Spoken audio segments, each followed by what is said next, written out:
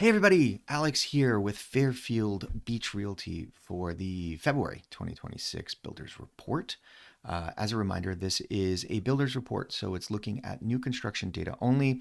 We only look in Fairfield County and we exclude Greenwich, Connecticut from that data.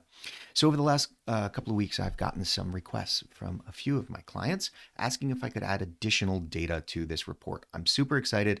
I've managed to put together a couple of slides for it. I think it hits the nail on the head, and I hope that it will be useful data for everyone involved. All right. So with that in mind, let's jump right in. Here we are once again taking a look at our new construction builds. This is not what has been sold. This is what has been brought to the market for the first time. So this is our inventory.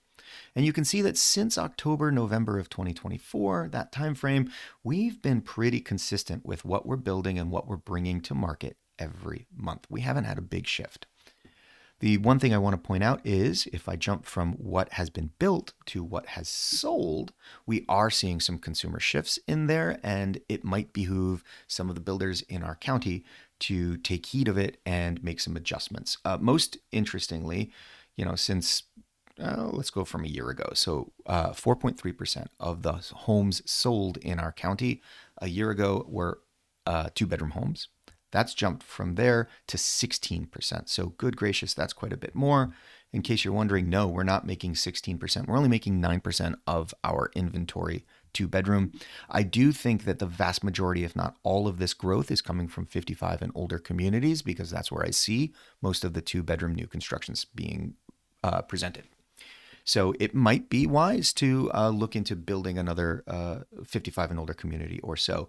Three bedrooms have been pretty darn stagnant for quite a while now. Four bedrooms are doing what they've always done. They've been our bread and butter, and we really have not shifted our percentage much. So it was 35% last year. It's currently 38%. So, right around 2 out of every 5 homes that are being sold right now are four-bedroom colonials. Just keep on keeping on. 5 bedrooms, interestingly, though, we have been seeing a constriction in demand. People are buying fewer of them. Even the 6 bedrooms maybe had a little bulge here, where they were in higher demand than normal, but that's gone away. You can even see some of this in average size. So the white line is our average size new construction home across the county. A year ago in February, it was just about 4,100 square feet. We're down about 500 square feet to 3,654 now. That change, though, has been only slightly from 32 and change to 31 and change, only slightly from our 4 bedrooms. The vast majority of that average shift has come from the 5 bedrooms, who were almost 4,600 square feet last year, and they're now almost 41. So we've lost about 500 square feet off the average 5 bedroom build in the last 12 months. And so because of that, you can see the average shifting. That's not to say that every 5 bedroom that we're building now is smaller. It's just that the smaller ones are selling. Consumers are showing a preference for it. But bear that in mind when you put together your plans. Average price per square foot, same kind of thing is happening here. We've seen a pretty good growth in the average price per square foot. It's leveling off a little bit right now, but over time it's been growing. However, a lot of that growth we haven't seen in the 5 bedrooms. So I can go back almost a year and a half and take a look at 5 bedrooms. They were selling at $572 a square foot. 5 bedrooms are still selling at $573 a square foot. So they've seen no appreciation in value in well over a year. 4 bedrooms during that time obviously have climbed. We're currently at an average of $455 a square foot for a 4 bedroom across the county. Even the 6 bedrooms have grown quite a bit.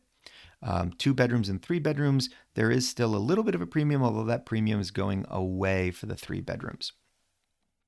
Let's jump into our all beds sold.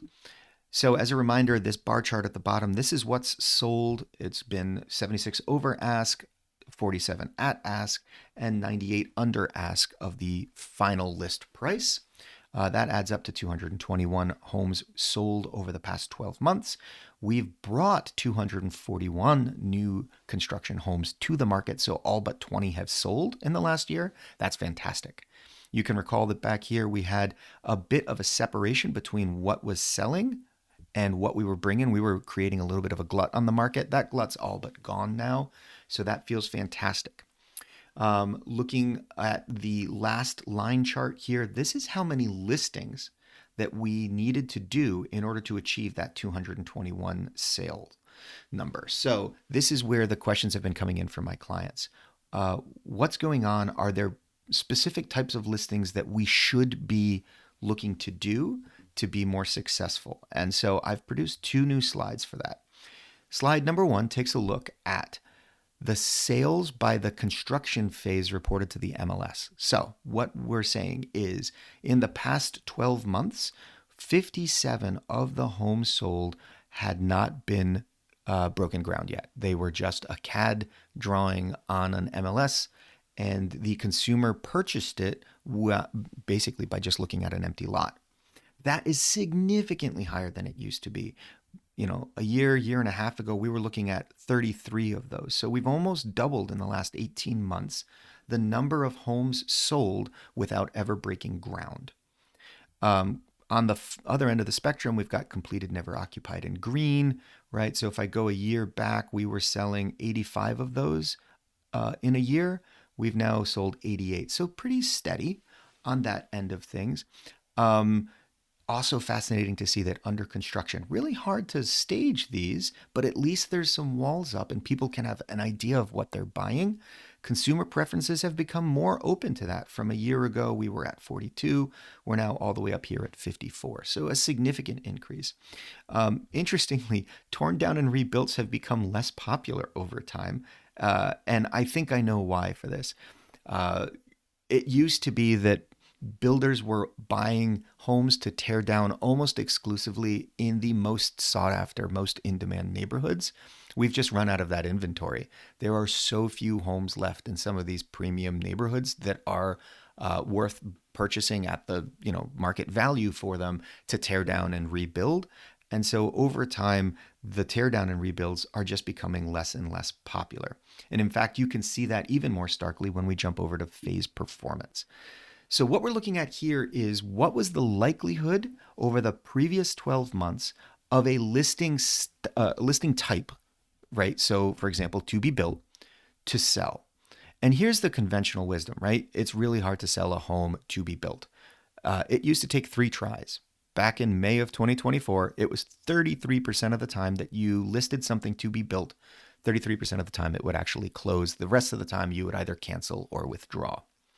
That has shifted dramatically from, 33% all the way up to 59% over the last 12 months. So consumer preferences are absolutely changing. Over half the time you list a home to be built, it is now closing.